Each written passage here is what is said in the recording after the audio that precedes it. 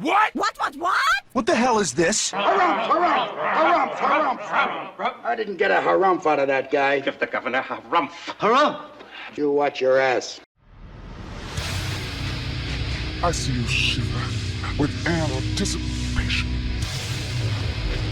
Let the show begin. Hey everybody, this is David Heretic coming at you with another edition of Reactions, Reviews, and Rants. And tonight... Oh wow, we have not done these guys in a long time. We're coming back to Soda Stereo. Yes, indeed. Soda Stereo fans, feeling you. Come on now. Here we go. Before we go any further, for those of you who are feeling inclined to do all the clicks and the likes and the bibbity bop, do me a favor. Before you do all that stuff, please watch the whole video first, okay? Give me a chance to actually earn those clicks and likes. Now, after the video's done, if you still feel like doing all those clicks and likes, then by all means, feel free to click away. This comes as a request from Robert and Giancarlo. I hope that's right. Robert and Giancarlo want to see me react to this song by Soda Stereo called Genesis. Now, have I heard the song before? No, I have not. To the best of my knowledge, this does not resonate with me in any way, shape, or form. However, there's always a possibility I may have heard the song in passing and I just don't realize it. So as always, if I start listening to the song and I suddenly go, wait a second, hang on, I recognize this song, I'll let you know. That's the truth. You know me, I'm gonna be honest with you guys. This was posted by Loprex Rock Argentino subtitles. Okay, and the video has 132 views. Not gonna get you there. Sorry. Look, I'm sure the song is fine. I'm sure the video is fine. I'm just saying, 132 views. It's not gonna get you there. Other than that, there's really nothing else left to say. A link to the original video will be down below in the video description for your viewing pleasure at your leisure. Let's get started. What do you say? Are you ready? Are you ready? Because here we go. All right, here we go. Soda Stereo, Genesis, English sub, MTV Unplugged. Okay. That could be an issue. MTV is owned by Viacom, and Viacom are very, very protective of their intellectual property, so... I don't know. We'll have to wait and see how this goes, I guess. Hopefully this won't get blocked. We'll have to wait and see. All right, let's do this.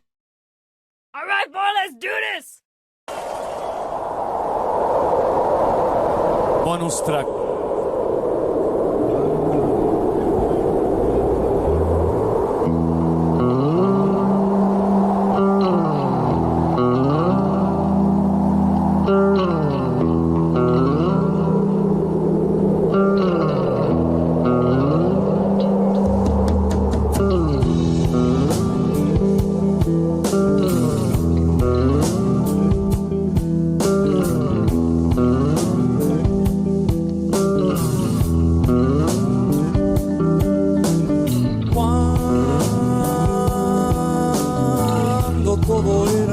Era nada el principio.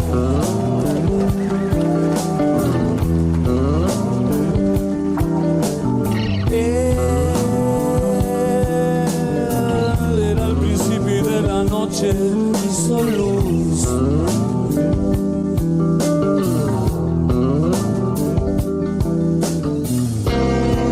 Y fue el cielo. Y esto que está aquí.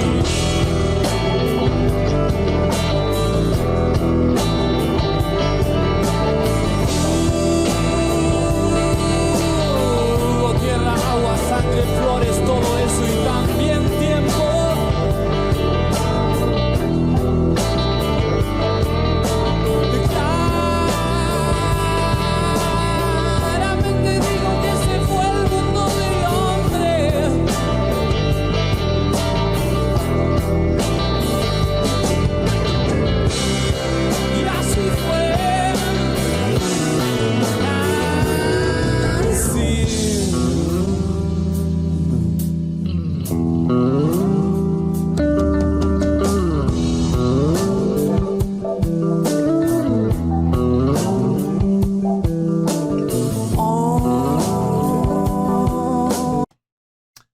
pause there for a second. I'm digging the bass work in this. I'm digging the bass work. It's really, really nice, that counter melodic work that he's doing constantly. But not to the point where it's becoming a distraction. He does the counter melodic line, and then he always will come back down to reestablish the root and the bass note on one. He always does, and I appreciate that. I really do. It shows me that he's very capable of doing counter melodic lines like he's doing it. It sounds great, but at the same time, he understands the importance of reestablishing the root note every single time. I definitely appreciate that. Laid back feel, very laid back feel. The strings, I don't know if they're necessary in this song. I mean, I don't really hear them, and I don't really see them being very much of a contributing factor to the song. I mean, if you're going to hire string players to play with you, you might as well have them play with you on every song. I don't see them contributing to this song really in any way. So it's give and take. I'm digging everything I'm hearing. It's a little slow for my usual cup of tea, but I mean, it's nice. It sounds good. It's got that relaxed feel, which is, you know, appealing to a lot of people. So, and they're doing it well. Let's keep going here. Hombre que te miras en las aguas para ver quién sos.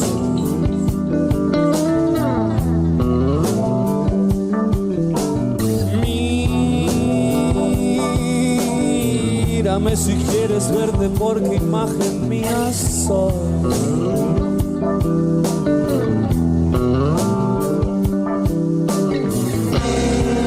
Ya lo hiciste. Vive solo.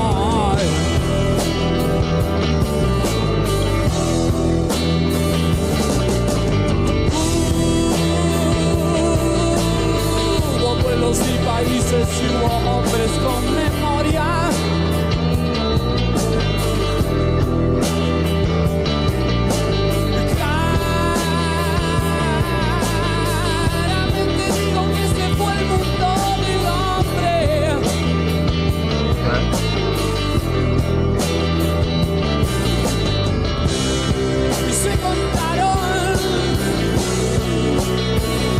Esas cosas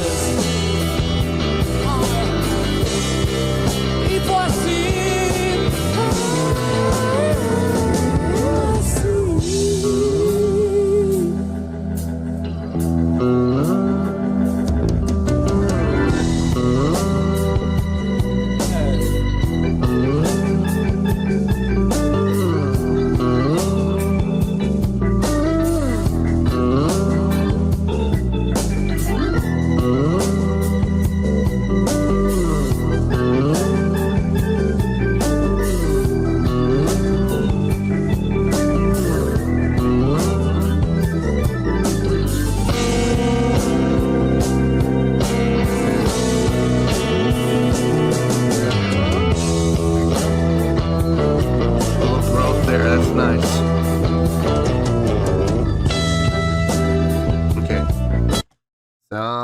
Like we got a solo. Let me back up a little bit. I don't have to pause in the middle of the solo. We had some growth there. That was nice. Vocally, most of what he's singing and how he's singing it, I like. I like most of it. Like, I would say like 90% to 95% of how he's singing, I'm digging. There is that 5% though, where he does go up into the falsetto and the falsetto gets really thin. Not a strong falsetto on this guy.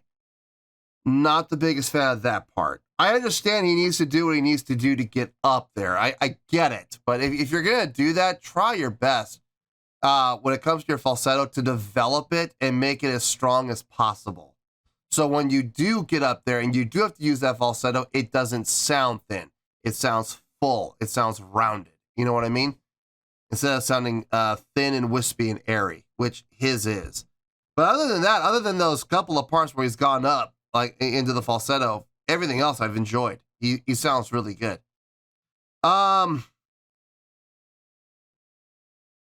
It's a long song.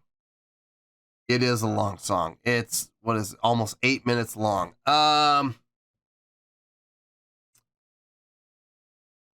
gonna have to tell on this.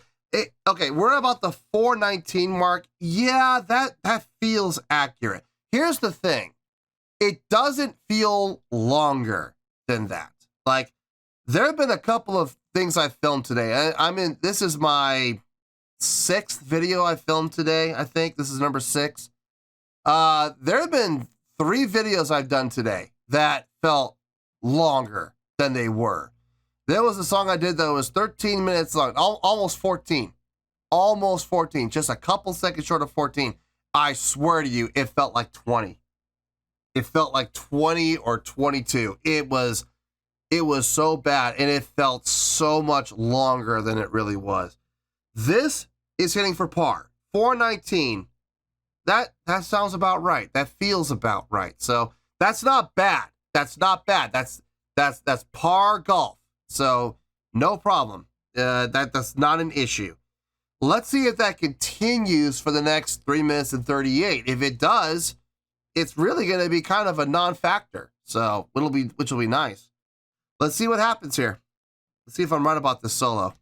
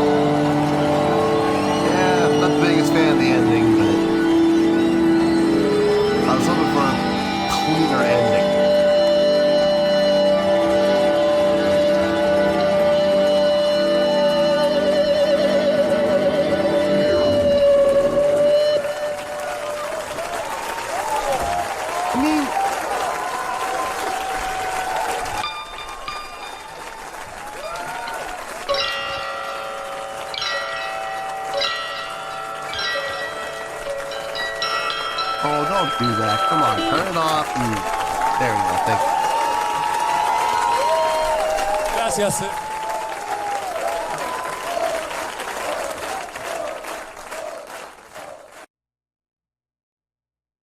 I mean,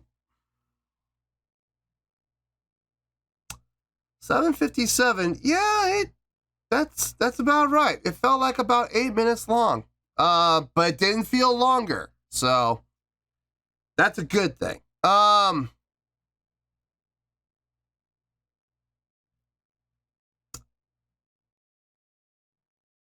Really not a whole lot to talk about, if I'm being honest here. This is probably going to be a pretty short review. Let me get my thoughts together. I'll see you in the review, and we'll talk about it.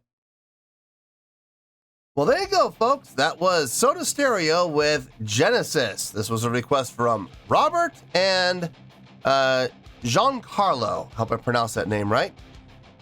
Okay, let's just get to it. I have a feeling this is going to be a short review. There's really not a whole lot to talk about.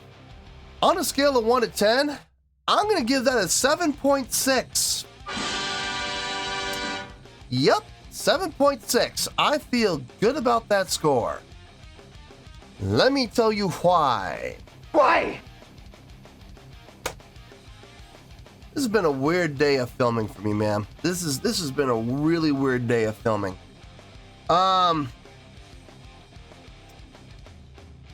Let's get to the elephant in the room, the length of the song. I know everybody is wondering how much of an effect that had on the score.